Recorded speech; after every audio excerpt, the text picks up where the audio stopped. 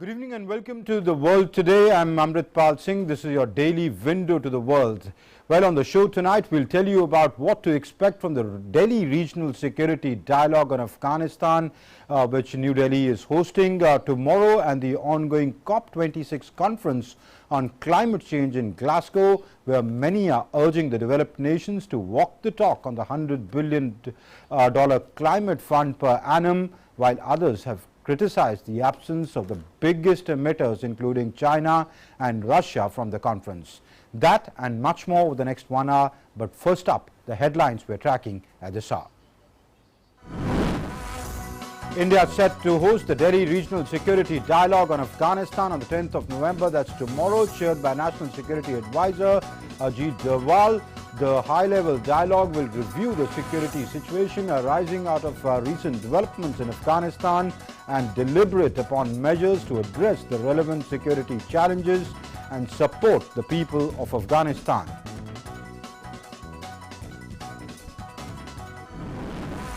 NSA-level bilateral meetings ahead of Delhi's Regional Security Dialogue on Afghanistan.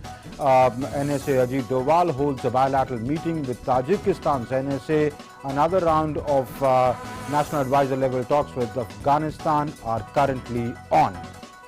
Where talks with representatives of Iran, Russia and Tajikistan scheduled for tomorrow. At the second week of COP26, ministers get down to the detail of trying to honor promises to pay for climate-linked losses and damages and to address how to help nations adapt to the devastating effects of climate change. Tuvalu's foreign minister makes a point as he gives the speech to United Nations Climate Conference, standing knee-deep in seawater. The COP26 summit turns its focus on gender equality and science.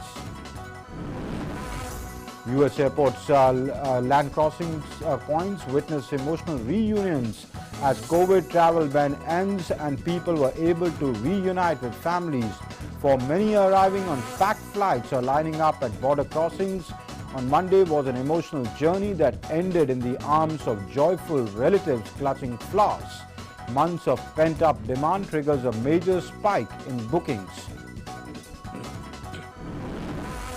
Big boost for India as 96 countries agree to mutual acceptance of vaccination certificates, with India, British government to officially recognize Covaxin from November 22nd. India vaccine research and development makes a mark internationally as 2 out of 8 vaccines approved by the WHO are developed or produced in India.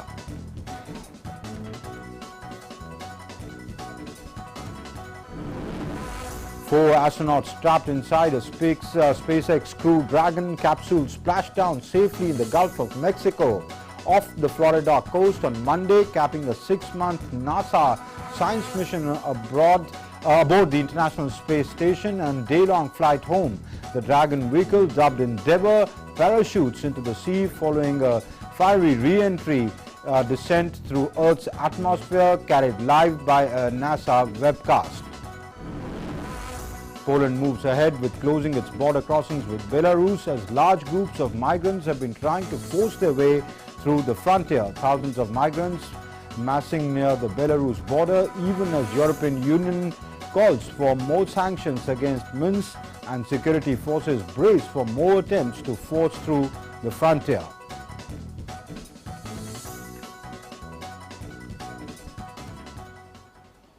So those were the headlines, and now let's begin with the big news.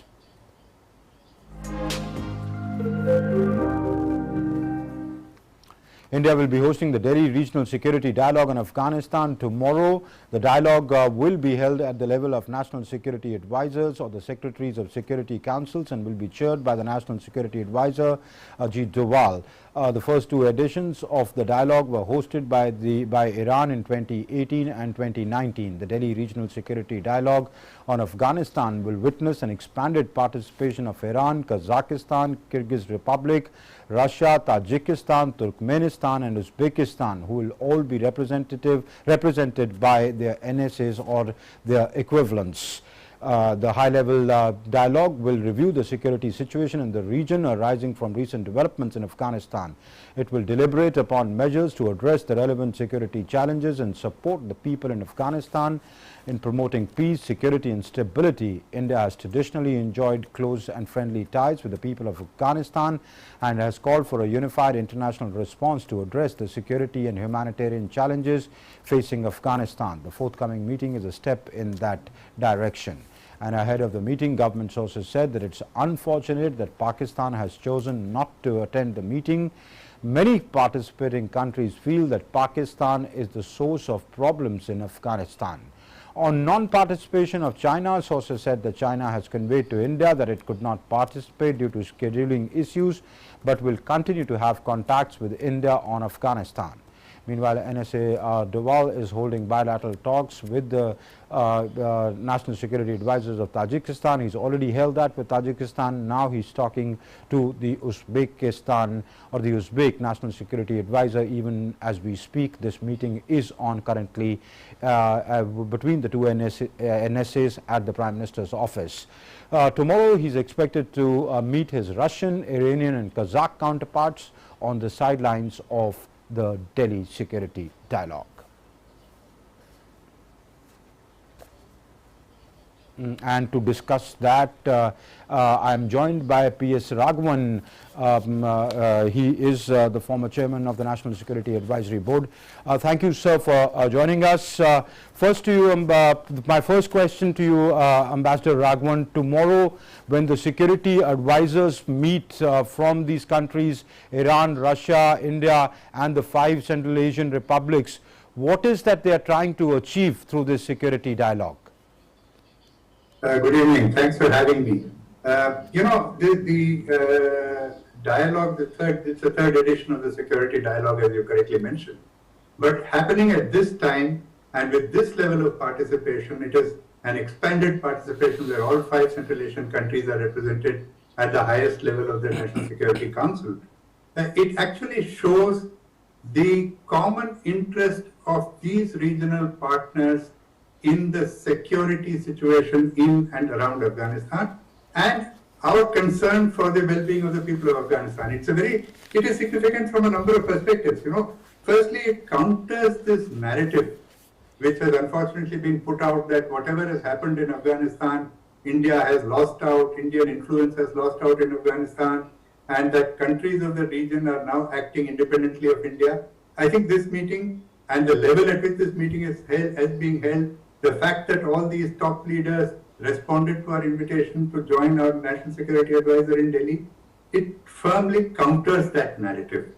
That is an important aspect of it. And of course, the issues to be discussed are obviously very important. All of these countries approach Afghanistan from different geographies. They have a different set of concerns about Afghanistan. They have different ethnic linkages with Afghanistan, but all told, there are some very common common interests of all these countries to prevent terrorism in any form from emanating from Afghanistan, to prevent drugs from moving out of Afghanistan into the various parts of the region, and Afghanistan, which is led by an inclusive government and it's at peace within itself, which alone can ensure that that you have peace in the neighborhood around Afghanistan. All these are common interests of all these countries. Absolutely. But Ambassador Raghavan, apart from the common interests, the key question is that are all these countries on the same page when it comes to, dealing with Afghanistan or dealing with the current Taliban government in Afghanistan? When you talk about being on the same page, it can have different meanings. It is a fact that they're all in different geographies. Right. Russia and Central Asians are looking at Afghanistan from the north. Iran is looking at Afghanistan from the west. We are looking at it from the east. Now, all of us have different interests. Afghanistan impacts on us in different ways. True. And that is something that has been, in fact, the whole development of the situation around Afghanistan before the Americans left Afghanistan illustrates that. The fact is that we have to work on the commonalities that we have, while understanding that we will also have slightly differing perspectives depending on where we are looking at Afghanistan from. Now, to give you an example, the Iranians would look at Afghanistan to ensure that it does not, the Western influence in Afghanistan does not impact on Iran. Now, we have a completely different view of looking at it from there. But when you come down to the basic, that's what I said. When you come down to the basics, we have common objectives. Now, yes, the Russians have dealt with the Taliban in the before the American, the international forces left Afghanistan. In fact, they were dealing with the Taliban in association with the US and China. They had a troika actually, which was dealing with the Taliban. But that had a different objective. The objective was to facilitate the exit of the Americans. Today you are faced with a different set of realities in Afghanistan, with a different set of challenges, and there, I dare say, we are on the same page. Okay. It is called the Delhi Security Dialogue. Would the humanitarian catastrophe evolving in Afghanistan also figure in the talks, and how to overcome that, and how to find a answer to that crisis which is evolving there? And if the UN's estimates are to be believed, they've put out very scary estimates of how many people could be affected by mass starvation. Actually, humanitarian disasters, economic disasters are inextricably linked with security. If you have a humanitarian disaster and if you have an economic collapse, it has an impact on security, direct impact on security. So when you talk about a security dialogue, you are actually talking about as I said, an Afghanistan at peace within itself, which means the human rights of people are respected, which means also there is a facilitation for economic development, firstly economic reconstruction. So all of this are part of one package, and it does not happen separately. Okay. But Ambassador, then the question that one understands the logic of not inviting Taliban, because none of these countries recognize Taliban as the legitimate government of Afghanistan, or they have not agreed upon to give diplomatic recognition to Taliban, hence Taliban not being invited here. But that begets the question that can you reach the Afghans, save them from mass starvation or economic disaster that they are going into, are already into, by bypassing the Taliban? We are not talking about bypassing the Taliban. When you talk about the security dialogue, you're talking about trying to get the Taliban, trying to get the government in Afghanistan to accept certain principles which are required for this, both for the well-being of the Afghans and for the security of the region. That's what we are talking about. Now, as far as, helping the Afghan people, you see every country, including our own External Affairs Minister, has very clearly said that we will extend humanitarian support to the people of Afghanistan. And if you have to extend humanitarian support to the people of Afghanistan, you have to deal with the administration that exists there. Right. So you're not bypassing there. I mean, you can't really reach the people without having practical arrangements with the administration that is running that place. So that will happen. At the same time, what is the effort of this security dialogue, and what's the effort of a number of other initiatives that are being taken place around the world? The effort is to apply the pressure on the government in Afghanistan, on the ruling administration in Afghanistan, the Taliban, to abide by some of the commitments it has given to the international community in different places, in different forms. Sir, Ambassador Raghavan, does the regime in Kabul care tomorrow, while Delhi will be hosting this dialogue along with the 5 Central Asian countries and important countries of the region like Iran and Russia and India, the foreign minister of Afghanistan is in Pakistan. Pakistan is not participating. So he's traveling to Islamabad to discuss issues about people's movement, trade, etc. So does Kabul read the writing on the wall? Pakistan, as you know, was invited to this meeting as well. Yes. And Pakistan decided not to attend. Yes. Now, that actually is part of this earlier narrative. The fact that all these other countries have come actually shows that Pakistan's narrative that all this is a that what happened in Afghanistan is a triumph of Pakistan over India. This is a narrative that has been destroyed. However, coming to the fact of Taliban dealing with Pakistan, you know, given the economic and the humanitarian situation that is here in Afghanistan, is it Pakistan that is going to deliver Afghanistan and the Taliban from it? It's a very simple question.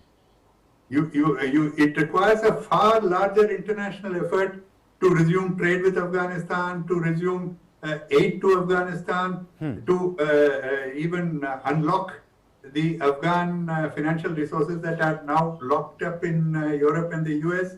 Pakistan is not going to do this. And the Taliban should be well aware of this. Okay.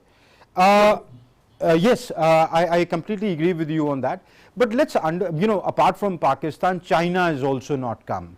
The government sources say, well, there were scheduling issues, but if one were to, look at it, perhaps under the influence of Pakistan, China decided not to participate. If that is the case, if important neighbors of Afghanistan, Pakistan bears great influence over the current regime in Afghanistan. It has got linkages with them even before they were installed there, and they were perhaps instrumental in installation of many of the key figures of this regime. China is an important player in the region. If these two countries stay out of the dialogue, what sort of an outcome, how effective would that outcome be? And second, how open would the Taliban be to looking at what transpires in New Delhi?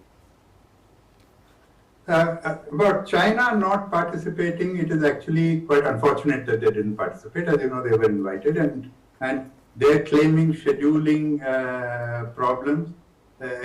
If you look at it, China's interest in Afghanistan actually should be the same as ours. China is also not interested in an Afghanistan in turmoil. China is not interested in an fundamentalist Islamic regime ruling Afghanistan. It's not interested in the export of terrorism, drugs, etc., etc. So China's interest should be very, very similar to ours in Afghanistan. In fact, one would argue, Ambassador, I'm sorry I'm interjecting here, one would argue that even Pakistan, if it were to see reason, now they're talking to the TTP and they've got a 1 month ceasefire with them, and the Afghan Taliban is sort of negotiating that for them. Even Pakistan, when it says it's hit by terrorism, they should realize that, these are the concerns which are their concerns as well. That addresses the point that you yourself were making a little time back, when you said that the Pakistanis have great control over the Taliban and the Pakistanis have helped the Taliban, and therefore they feel that they have some kind of an ascendancy there where they listen to us. Actually, they may have helped the Taliban. They did. The Taliban leaders who did take refuge in Pakistan in earlier time. But that does not mean that the Taliban in power is going to listen to everything that Pakistan is going to say. And as you know, this keeps getting repeated everywhere. For example, the Taliban never recognized the Durand Line even when it was in power earlier. True. So it's not as if the Taliban today is going to be completely a puppet of Pakistan, and I'm sure Pakistan recognizes that. At the same time, it is very difficult it seems to be very difficult for Pakistan to swallow that while they have declared the defeat of India in Afghanistan, that there is a security initiative that India is hosting in Delhi, where every one of Afghanistan's regional neighbors have actually decided to participate at a high level, and even China. China has not said we will boycott the meeting. China's message is very nuanced. It has, I think, because of its solidarity with Pakistan, it has not come. But it has said that they will keep in touch with India and they will continue consulting with India. That's right. That's right. So see that there is a very different message from China than from Pakistan. And we need to take note of that. True. No, but before I interrupted you, you were talking about Chinese concerns, that how if export of extremist ideology is a concern for India, it's a larger concern for, almost everybody, all the Central Asian countries, China included.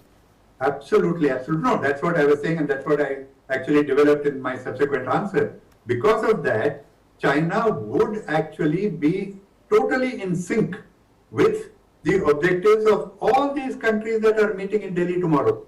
And by the way, it is in touch with all these countries as well separately. True. So China does share these concerns, and we hope that China will participate in a larger initiative to address these concerns. Okay. So, let me rephrase a question that I asked you earlier about, while the concerns may be common, terrorism, export of extremist ideology, radicalization, gun running, drug trade, the misuse or falling of the weapons that the NATO forces have left in Afghanistan, the non-formation of an inclusive government, gender parity, etc. They may be common concerns, but are these countries, do they have the same approach when it comes to dealing with these issues? You see, you will never have all countries having an identical approach. Okay. You will have a convergence of interests, and then you will see how much you can join together to promote these interests. Okay. All countries will not necessarily react in the same way. If you look at the Tajik Afghanistan border, it's a porous border. The way the Tajiks will react to events in Afghanistan will be different from the way we react to events in Afghanistan. Similarly, with Iran, you have this issue of sectarian divisions in Afghanistan, which will affect Iran. And their primary concern is to prevent the sectarian divisions from flowing into Iran. So, each country will have a different hierarchy of interests, if you like. What we need to do is to work on the commonality. Our external affairs minister often says that in external relations these days, there are convergences of interest, never a congruence of interest. All countries cannot be congruent in their interest. They have convergences, they work together to promote these convergences. They will work in different ways. As long as they're pulling in the same direction, we are moving towards achieving the common objective. Okay. Is one of the outcomes, or is that so? Are they trying to achieve some sort of putting in place some kind of a security in architecture to deal with the region? It's very difficult to talk about security architecture. Security architectures are all formal structures. I'm sorry. I don't think we are in a situation today to form such formal structures.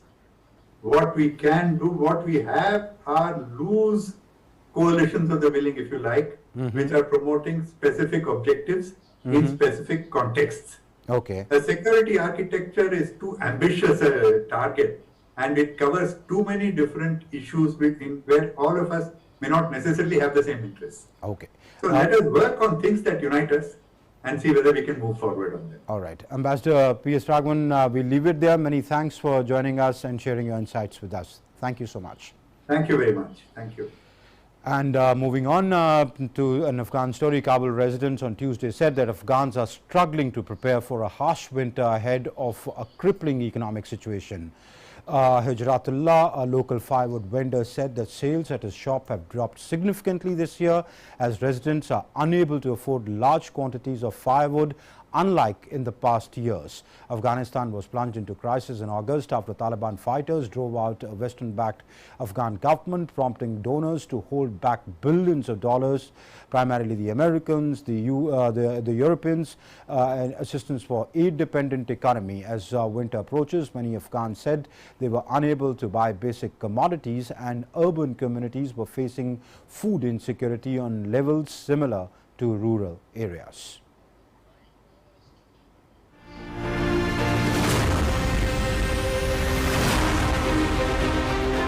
At the start of the second and final week of the talks known as COP26, ministers got down to the detail of trying to honor promises to pay for climate-linked losses and damages, and to address how to help nations adapt to the devastating effects of climate change. Meanwhile, images from world over once again have impressed upon the people the urgency of concrete action in this regard.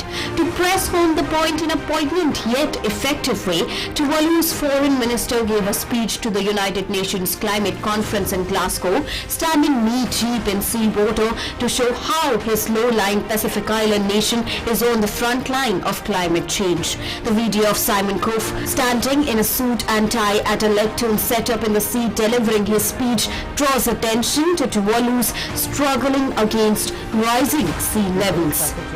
But we are also not going to wait for the world to get its act together. We're looking to the future and preparing now for the worst case scenario where our lands disappear and our people must leave. We will not stand idly by as the water rises around us.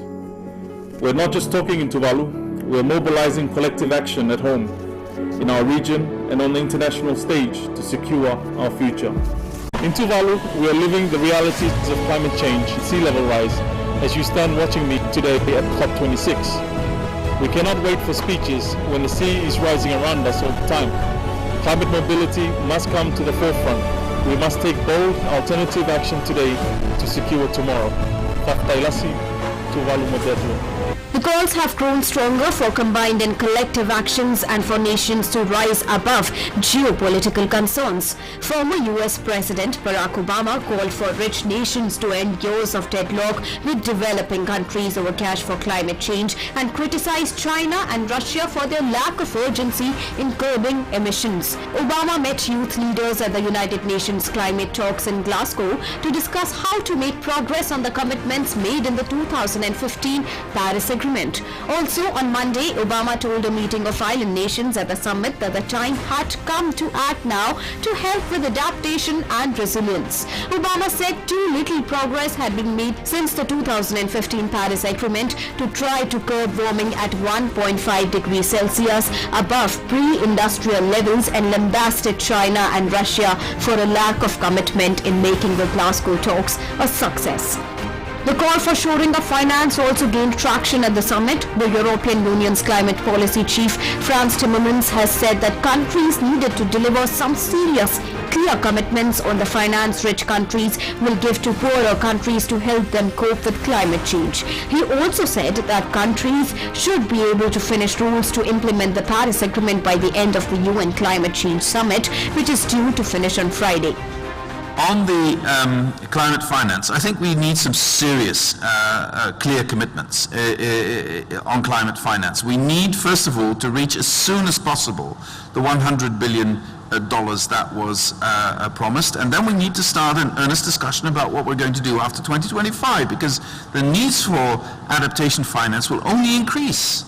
And the sooner we come to terms with that reality, the better it is, and we can then find solutions to make that happen. Meanwhile, a Swiss father of 3 on his 8th day of a hunger strike said that he is willing to die of hunger in a bid to make his government take bold action on climate change to safeguard his children's future. Guillermo Fernandez, a 47-year-old former IT programmer, quit his job to go on strike from 1st of November, the day after the start of the Glasgow COP26 climate summit. He is demanding that government informs Parliament of the urgent and bleak situation due to climate change and takes bold measures to address it. World Today Desk, DD India.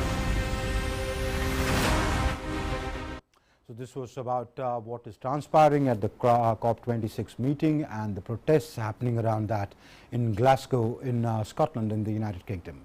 And as we said, COP26 summit is right now debating two important issues. That's one of gender equality and the other of science and technological innovations in the fight against climate change.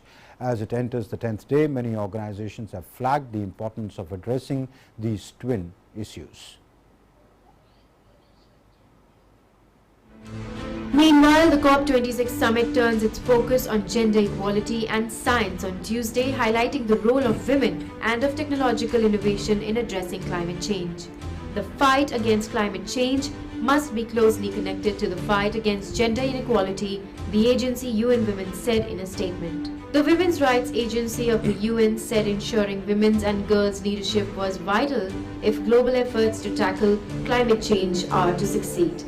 Women and girls are disproportionately affected by climate change and face greater risks and burdens from its impacts, particularly in situations of poverty, UN Women said. The agency called for full and effective participation and leadership in policy decision-making at community, national and international levels, and to increase ambition in all sectors.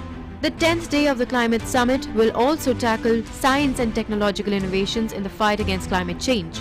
Science and innovation are essential to develop and scale solutions to limit global temperature rise to 1.5 degrees Celsius and adapt to the current and future impacts of climate change, the UN Climate Change Conference's presidency said.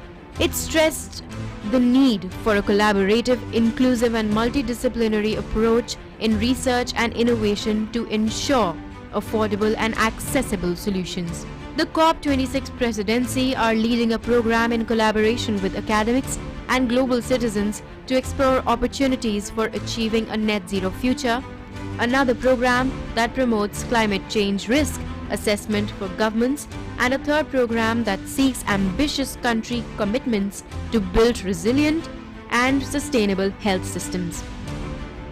World Today Desk, DD India. And leaders of the Asia-Pacific Trade Group, APEC, met virtually on Monday with a focus on recovery from COVID-19 pandemic, climate change and the decarbonization of economies. New Zealand's Minister for Trade and Export Growth, Damien O'Connor, spoke at the summit, emphasizing that while COVID-19 remains a serious challenge, it is imperative that the APEC must focus on more than one issue. The APEC gathering comes in the shadow of the high-profile G20 summit in Rome and the COP26 climate meeting, which is currently underway in Glasgow, both attended in person by world leaders. I want us to focus on sustainability. COVID-19 is a serious challenge, certainly. However, this does not mean we can focus on only one issue at a time. With our colleagues about to begin their discussions at the 26th United Nations Climate Change Conference, APEC must send a clear message that it recognises climate change and decarbonisation as increasingly urgent issues. If we want to leave a safe, sustainable and prosperous region for our future generations, we must work to safeguard what we have now. This will be our legacy. And as the U.S. opened its doors to foreign national air travels who have been vaccinated against coronavirus on Monday, there were emotional scenes of reunion of friends and family across the international airports and land border crossings. As of now, November 8th, visitors can enter the country but will have to show proof of vaccination as well as recent negative COVID-19 test results. Many families that have been separated by restrictive rules since the beginning of the pandemic reunited with their loved ones.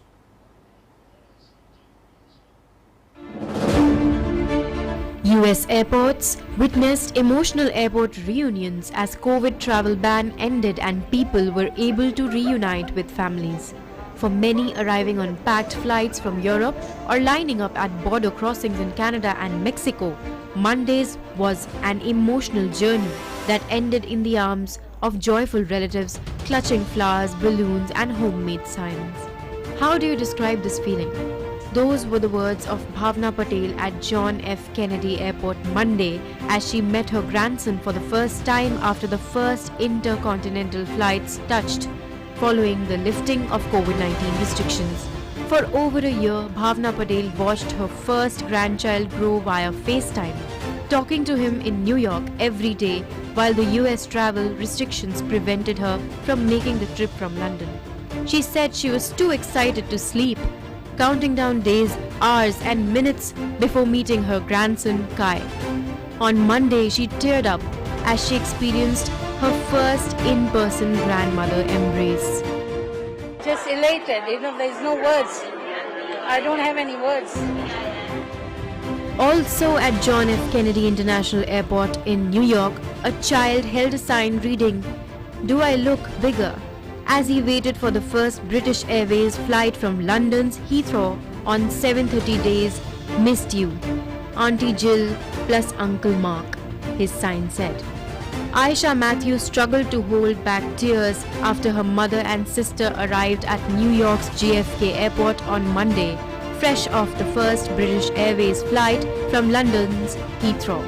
Aisha was holding her toddler Adam and her husband Vincent was pushing a stroller with their infant 3-month-old Aaron, whom her mother and sister were meeting for the first time. 15 months, and they haven't seen, she hasn't met him before, so it's the first time, and she hasn't seen her mom or sisters in 15 months, so this is surreal and we're happy it's here. Months of pent-up demand triggered a major spike in bookings on Monday, with travelers only required to show official proof of vaccination and a recent negative viral test. Travel bookings for the holiday season in the United States continue to rise rapidly. British Airways is marking the reopening of the Europe to US route, with a first flight reserved for friends and family separated during the pandemic. You can see the buzz around JFK today, and a lot of lovely stories about people reuniting for the first time in nearly 2 years. Today we're flying to 17 cities in the United States. By December we will increase that to 23. So we're looking to build quickly to restore those travel links and to make sure that we capitalise on this recovery. So yes, I think it's an important milestone and an important turning point. I think we've made more progress in the last 5 or 6 weeks than we did in the previous 17. And I think it recognises the importance of aviation and rebuilding our economies. And also I think recognises the progress we've made in allowing travel to be reinstated safely. There were emotional scenes at other airports too, including at Dulles Airport in Virginia, as families separated by COVID travel restrictions finally reunited.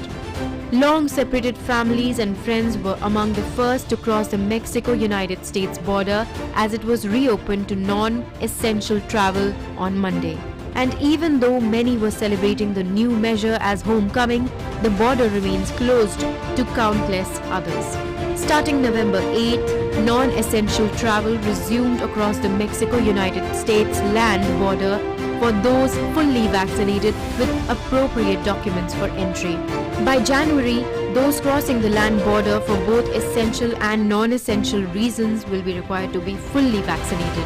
Restrictions on non-US citizens were first imposed on air travels from China in January 2020 by then-President Donald Trump, and then extended to dozens of other countries without any clear metrics for how and when to lift them. US allies had heavily lobbied the Biden administration to lift the rules.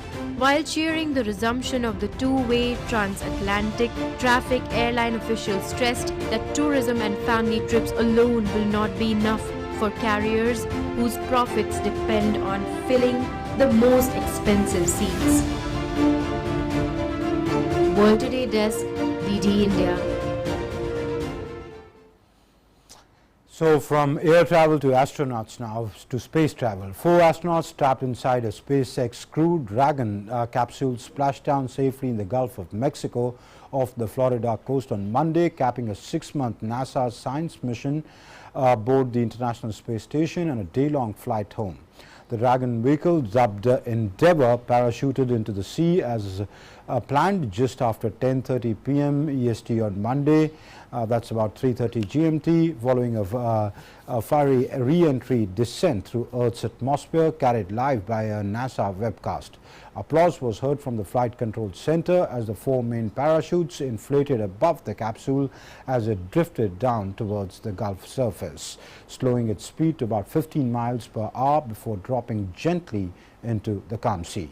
The crew, which spent 199 days in space during this mission, was made up of 2 NASA astronauts, Mission Commander Shane Kimbrough and pilot Megan McArthur, along with Japanese astronaut Akihiko Hoshide and fellow mission specialist Thomas Pesquet, a French engineer from the European Space Agency. They were lofted to the orbit atop the SpaceX Falcon 9 rocket that lifted off on April 23rd from the Kennedy Space Center in Florida. It was the 3rd crew launched into the orbit under NASA's fledgling public-private partnership with SpaceX, the rocket company formed in 2002 by billionaire entrepreneur Elon Musk, who also founded the electric car Tesla Inc. after the returning team was designated Crew 2 because it marks the second operational space station team that NASA has launched aboard a SpaceX capsule since resuming human space flights from the American soil last year, after a 9-year break at the end of the U.S. Space Shuttle program in 2011. They are the third crew launched into the orbit under NASA's fledgling public-private partnership with SpaceX, which was formed by billionaire Elon Musk.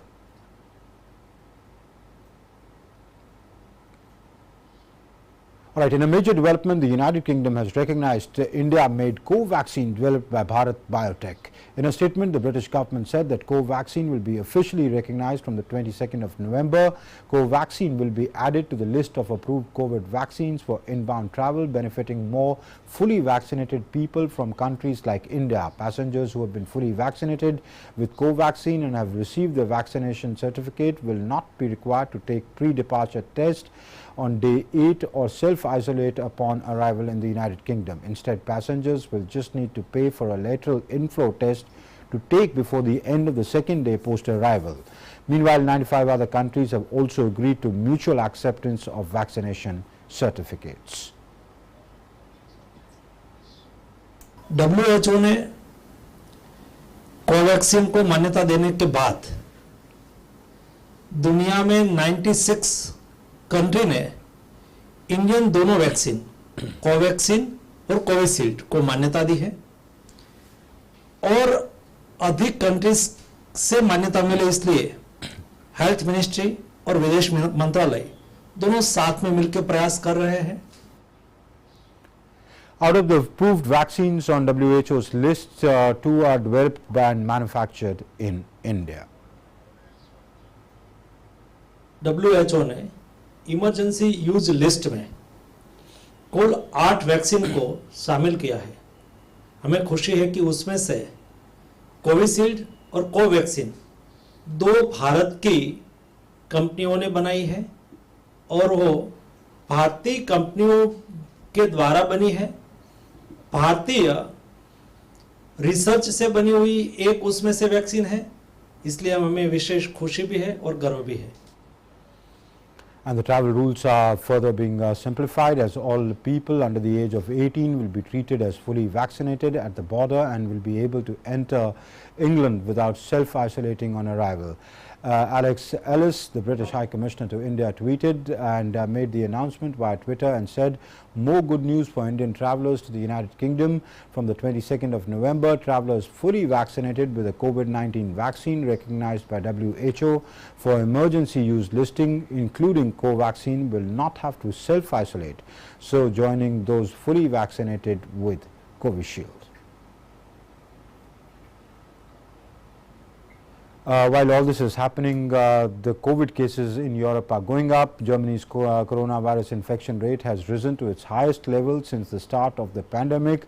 Public health figures showed on Monday that doctors warned that they will need to postpone scheduled operations in coming weeks to cope up. The 7-day incidence rate, that is the number of people per 100,000 or 1 lakh to be infected over the last week, rose to 201.1, higher than a previous record of 197.6 in December last year. These are the figures from the Robert Koch Institute. These figures came out on Monday. The number of confirmed coronavirus cases rose to 47,82,546 from 47,67,67,033 a day earlier. The number of deaths increased by 33 to a total of 96,558. The 3 German parties working to agree on a coalition government by early December presented proposals to combat a 4th wave of the COVID-19 pandemic in the country. New Zealand beefed up security measures at its parliament today as thousands of people gathered to protest against COVID-19 vaccine mandates and government lockdowns. Heavy security has been deployed as mostly unmasked protesters marched through central Wellington and congregated outside the parliament. While the demonstration was peaceful, many people were seen holding signs and placards with messages like "Freedom" and "Kiwis are not lab rats," and shouting slogans as they demanded that the government roll back compulsory vaccination and lift restrictions. New Zealand had struggled to fight off a highly infectious Delta outbreak this year, forcing Prime Minister Jacinda Ardern to move from its strategy of elimination through lockdowns to living with the virus with higher vaccinations. Ardern's last month said that the country would require teachers and workers in the health and disability sectors to be fully vaccinated against COVID-19 and has promised to end restrictions only after 90% of the eligible population is inoculated.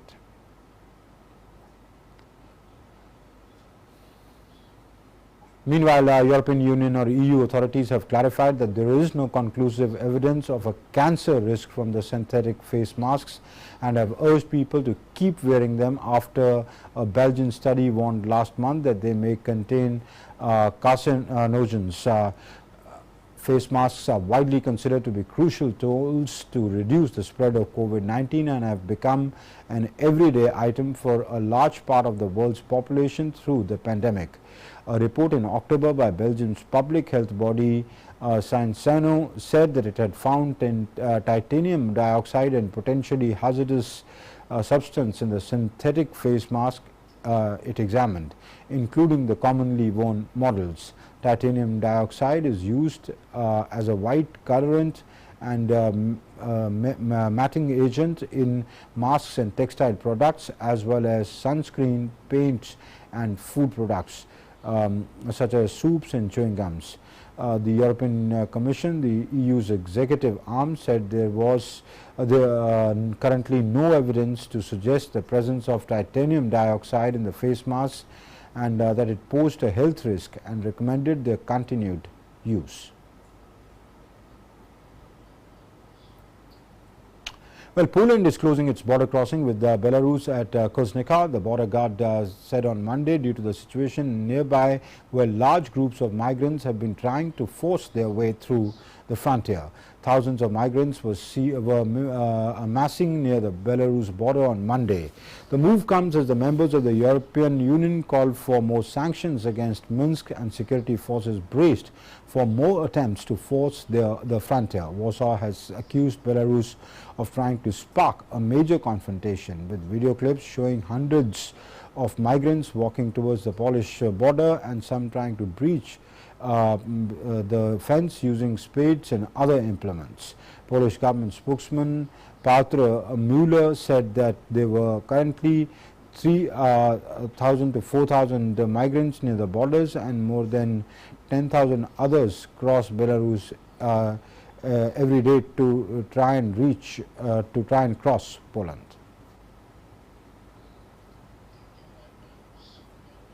In Sri Lanka, 6 people have died, around 4,300 have been affected by flooding across the South Asian island country. Authorities said 12 houses were destroyed and more than 600 partially damaged. The Disaster Management Agency said that more rain is expected later this week. The Met Department has said that a cyclone forming in the Bay of Bengal was moving closer to the island nation. The Nation Building Research Organization has issued landslide warning for 6 of the country's 25 districts. And now it's time for us to bring you the segment that that brings you news that's making news beyond the headlines.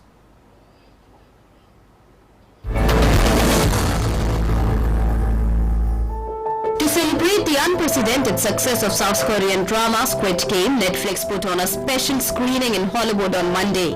The show about impoverished people playing a deadly game to win a fortune has been Netflix's most popular show ever. Lee Jung-jae, who plays the lead character. The show has hit headlines for numerous reasons, from controversial Halloween costumes to Squid Game themed protest outside the COP26 climate summit in Glasgow. Squid Game has hit #1 on Netflix in 80 countries and has been seen already by an estimated 111 million viewers. The series' success echoes that of 2020 Oscar winner Parasite, which also showed the gap between the wealthy and the poor.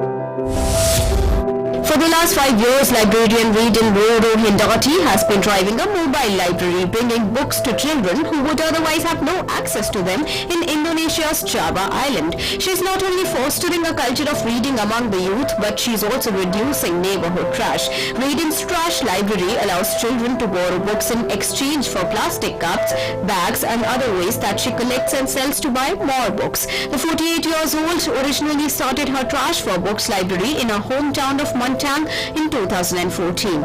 Response was good at first, but a staff shortage and a tapering off of interest put the initiative into a party after a year.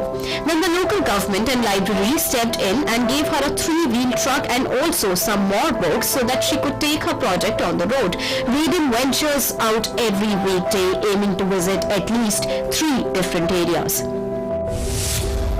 How do you describe this feeling? Those were the words of Bhavna Patel at John F. Kennedy Airport on Monday as she met her grandson for the first time after the first intercontinental flights touched following the lifting of COVID-19 restrictions. The travel ban first imposed in early 2020 had barred access to non-US citizens traveling from 33 countries including China, India and much of Europe, and had also restricted overland entry from Mexico and Canada. For over a year, Bhavna Patel watched her first grandchild grow via FaceTime, talking to him in New York every day while the US travel restrictions prevented her from making the trip from London. She said she was too excited to sleep, counting down the days, hours and minutes before meeting her grandson, Kai. More than 50 years after we've only just begun, and yesterday once more, Richard Carpenter has both warm and bitter memories of the California soft pop duo with his sister Karin that ruled the charts but got a rough ride from music critics. Now he's telling the story his way in the book Carpenter's The Musical Legacy. Crammed with photos, posters, programs, views and work schedules, it is intended as the comprehensive and definitive story of the 1970s recording stars. After their breakout hit They Long to Be Close to You in 1970, the Carpenters had a run of hit singles including Top of the World and Rainy Days and Mondays, won 3 Grammy Awards, had their own TV show and turned out 10 albums, winning fans as far afield as Japan, Norway and Zimbabwe. Their career came to a tragic end when Karin died in 1983 of heart failure attributed to complications from anorexia nervosa. She was just 32 years old then. World Today Desk, DD India.